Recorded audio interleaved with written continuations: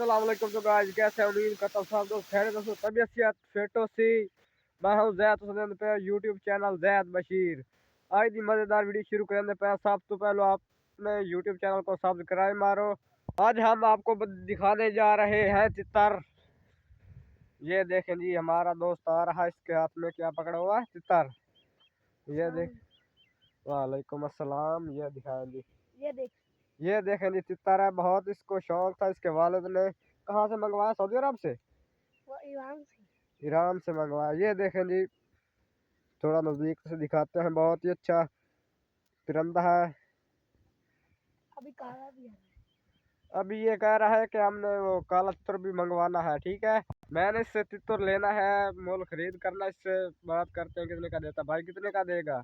20,000 का। 20,000 का नहीं यार, काम करो। नहीं मैं आपको देता हूँ 15,000। नहीं, मैं वो जो वीडियो लाइक कर गया उसको मुफ्त में देंगे। अच्छा, जो वीडियो को लाइक करेगा, चैनल को सब्सक्राइब करेगा, उसको मुफ्त मिलेगा। यस।